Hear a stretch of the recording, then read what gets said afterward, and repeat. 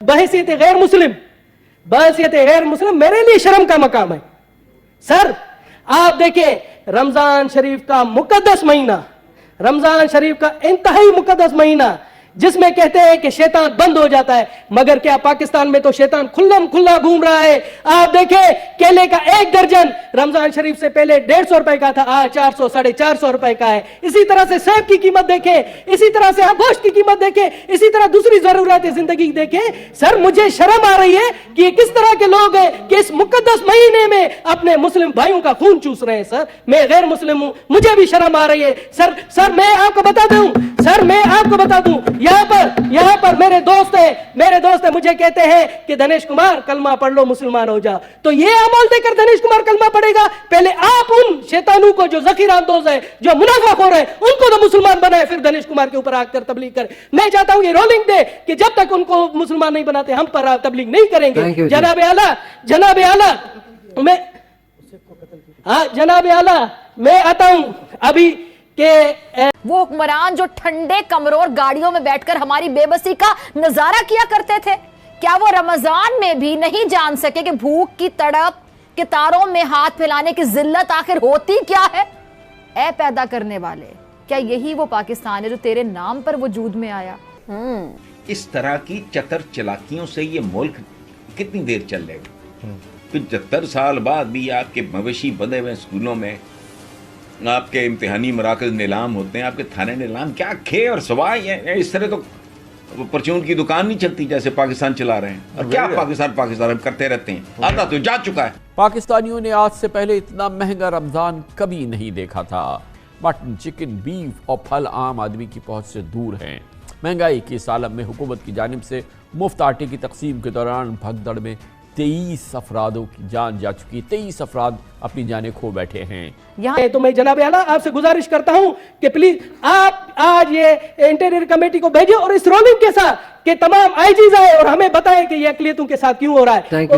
اور میں بتا دوں جو ہمارے دشمن عناصر ہے، جو دشمن ممالک ہیں، وہ اس طرح کی اگر منظوم حرکتیں ہمارے یہاں لوکل جو ان کے ایجنٹ ہیں ان کے تھرو کروانا چاہ رہے ہیں تو ان کو میرا کھلا پیغام ہے کہ پاکستان ہماری ماں ہے، دھرتی ہماری ماں ہے. ہم ان اوچھے ہتھ کنڈوں سے پاکستان کی اقلیت نہیں ڈرے گی، اپنے ملک کی تعمیر اور ترقی کے لیے ہمیشہ رہے گی، آگے رہے گی. جناب اعلیٰ میرا یہ ہے کہ اس کو کمیٹی میں بھیجیں، یہ امپورٹنٹ ہے سر، کمیٹی میں بھیجیں. 3-4 قتل ہوئے، 3-4 جی ہاں ٹھیک ہے جی، تھینک یو جی. اور انہیں بھی آپ ممبر بنا دیں سر. بالکل ٹھیک ہے، جس طرح تنگی صاحب نے کہا تھا آپ بھی میرے ساتھ آفس میں آ جائیں. میرے نہیں سر کمیٹی میں بھیجیں، آفس میں کیا سر، کمیٹی میں بھیجیں. بیسیکلی آپ نے 4 بولے ہیں تو ایک بتائیں تاکہ ایک کو بھیجیں، تو آپ نے اکٹھے سارے 4 بولے نا. انٹیریئر کمیٹی میں بھیجیں، اگلے تو کیا کمیٹی میں بھیجیں.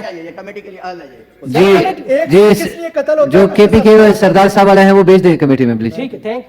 پنجاب کے لیے مفت آٹا اسکیم کا اعلان کیا تو میں سوچ رہا تھا کہ وزیر اعظم پورے پاکستان کا وزیر اعظم ہے تو بلوچستان کے لوگوں کے لیے بھی مفت آٹے کا اعلان کریں گے، مگر بدقسمتی سے بلوچستان کے لوگوں کے لیے انہوں نے مفت آٹے کا اعلان نہیں کیا، جس سے میں سمجھتا ہوں کہ وہ صرف پنجاب کا وزیر اعظم ہے. جناب مگر اب جو میں نے حالت دیکھی وہ بھگدڑ مچی، وہاں پر 23 لوگ بیچارے شہید ہوئے. تو میں کہتا ہوں کہ خدا کا شکر ہے کہ بلوچستان کے لیے اعلان نہیں کیا، وہاں پر بھی ایسا اشر ہوتا مس مینجمنٹ کی وجہ سے. جناب کسی کے کہتے ہیں نا شر میں خیر ہوتی ہے، وزیر اعظم صاحب نے بلوچستان کے لیے نہیں سوچا مگر اس میں بلوچستان کے لوگوں کا خیر ہوا. جناب اعلیٰ میں آپ کو بتاؤں بلوچستان میں اس ٹائم جب سیلاب کے بعد تمام سڑکوں کا برا حال ہے، کوئی بھی سڑک صحیح نہیں ہے. آپ یہ دیکھیں کہ گزشتہ دنوں دانا سر سے یوب سے جو ہمارے خیبر پختونخوا راستہ ہے، خیبر پختونخوا کے لیے راستہ ہے، وہ 48 گھنٹے سے بند ہے. جناب اسی طرح سے کوئٹہ سے اگر ہم سندھ جاتے جیکب آباد جاتے ہیں تو پنجرا پل ہے، وہ بھی ہر روز کبھی 20 گھنٹے بند ہوتی ہے، کبھی 48 گھنٹے بند ہوتی ہے. لوگ رمضان شریف میں درپدر خوار ہیں. اسی طرح سے کراچی کو جو بلوچستان سے جو ہب پل ہے وہ بھی ٹریفک کی وجہ سے بند ہوتی ہے کیونکہ وہ بھی ٹوٹی ہوئی ہے. اسی طرح سے فورٹ منڈو جو ڈی جی خان سے ملتی ہے وہ بھی برباد حالت ہے. میں تو حیران ہوں کہ بلوچستان کا قصور کیا ہے کہ وہاں پر ایک سیلاب آیا اور حکومت یہاں پر ہمارے پی ٹی آئی کے دوست، یہاں پر ہمارے پی ڈی ایم کے دوست ایک دوسرے کی ٹانگیں کھینچنے میں مصروف ہے اور جو لوگوں کے بنیادی مسائل ہیں ان پر توجہ نہیں دی جا رہی. مجھے تو لگتا ہے پی ڈی ایم میں پی ٹی آئی کی روح گھس گئی ہے. پی ڈی ایم میں بھی پی ٹی آئی کے لوگ بیٹھے ہوئے جو پی ٹی آئی کو خود مقبول کر رہے ہیں. ایسی حرکت हाथों से। जनाब आला, थैंक यू जी। जी जनाब आला, कच्ची कैनाल भी बंद है। मैं अब आता हूँ एक हमारे कल खैबर पख्तूनख्वा में, जिस तरह से मुझे याद दिलाया, खैबर पख्तूनख्वा में दयाल सिंह को कत्ल कर दिया गया। उसका कसूर क्या था आपको पता है? उसका कसूर यह था कि वो किराना स्टोर पर था, उसने रमजान पैकेज दिया था, रमजान में सस्ती एशिया बेचता था, उसको कत्ल कर दिया गया। जनाब आला, इसी तरह से वहां कल पेशावर में ही एक क्रिश्चियन सेनेटरी वर्कर है काशिम मसीह, उसको भी कत्ल कर दिया गया। इसी तरह से गुज़िश्ता दिनों कराची में सर्जन बीरबल को, जो कि आंखों का सर्जन था, वो मशहूर सर्जन था, उसने बलूचिस्तान और सिंध में कई फ्री आई कैम लगाए, उसको भी बेदर्दी से कत्ल कर दिया गया। जनाब आला, हम कहा जा रहा है। इसी तरह से सर मैं आपको बता दूं, ये पहले भी मैंने रेफर करवाया था इंटीरियर कमेटी को। वहां पप्पू नरेश था सिंध में, पप्पू नरेश ठठा के करीब, वहां पर उसकी लाश मिलती है, उसके हाथ बांधे हुए पीछे कहा जाता है कि उसने खुदकशी की है। बाद अज़ा पता पड़ता है कि उसको कत्ल किया गया और कातिल नॉमिनेटेड है, मगर आज तक नहीं पकड़े गए। जो गिरने के बाद फिर उठ नहीं सके, लेकिन ये उठेंगे, ये मजलूम रोजे मैशर जरूर उठेंगे और पुकार पुकार के कहेंगे कि बताओ मैं किस जुर्म में मारा गया था, मेरा बचपन, मेरा मुस्तकबिल क्यों छीन लिया गया था। उस रोज इनके हाथ होंगे और हुक्मरानों के गिरेबान होंगे। वो खुदाए बुजुर्ग बरतर की अदालत में फरियाद करेंगे कि ए रोजे जजा के मालिक, तूने हमें किन के हवाले कर दिया। मगर ये कौन लोग हैं जो घंटों प्रेस कॉन्फ्रेंसेस करके कीचड़ उछालते नहीं थकते हैं? क्या इनके घरों में साद जितने बेटे बेटियां नवासे नवासियां नहीं है? और अगर हैं तो साद के ही मुकद्दर में जान देना आखिर क्यों है? क्या इनके अपने बच्चों ने कभी कितारों में लगकर राशन लिया, कभी भूख और प्यास की सख्ती बर्दाश्त की है? या समझ भी सकते हैं कि होती क्या, बर्दाश्त करना तो दूर की बात है। हाकिम वक्त बताएं कि आज क्यों खैरात देने वाले आधे और लेने वाले पिछले साल से भी दुगने हो गए हैं।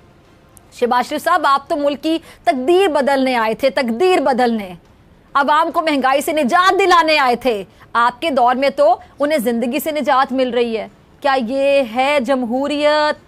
क्या ये है जमहूरियत कि हुक्मरान तो ऐश करें और गरीब खाने के लिए कितारें लगा लगा कर जाने दें, वो भी आटे के लिए, चंद सेर आटे के लिए?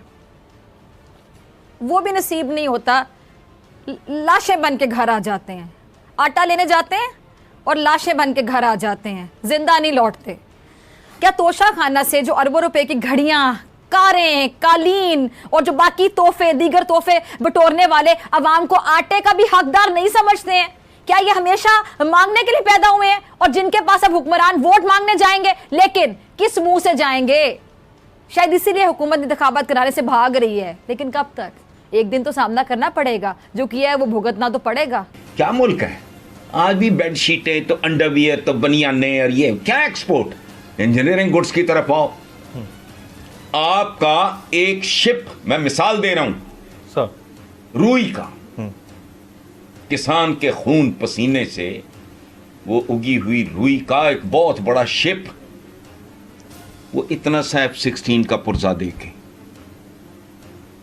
वो महंगा होता है। भेड़िए हैं, भूखे कुत्ते, मैन्युफैक्चरिंग इस मुल्क में बंदा थूकता भी नहीं। वो कहता है यार हाउसिंग कर लो, प्लॉट लेके बेच लो, उसमें घर बना के बेच दो। ये जो कहते हैं ना ग्रीन और ग्रे और फलाना, ये चवल है, इनको पता ही नहीं। There are reasons. मैन्युफैक्चरिंग में आओ तो बावले कुत्ते चिमट जाते हैं। ऐसे ऐसे गंदे असूल फलाना, सिर्फ हराम खाने के लिए। वह एक भी अच्छा फायर एग्जिट का वो सिलसिला रखा हुआ है। अच्छा, वो जहां बबरकरी 10-15 काम कर रहे हैं, वहां कौन सा फायर एग्जिट आ जाएंगे? उन कुत्तों के आगे हड्डी डालो, ठीक है, वरना कहेंगे जी फैक्ट्री हम सील कर रहे हैं। ओ भाई, पॉपुलेशन है,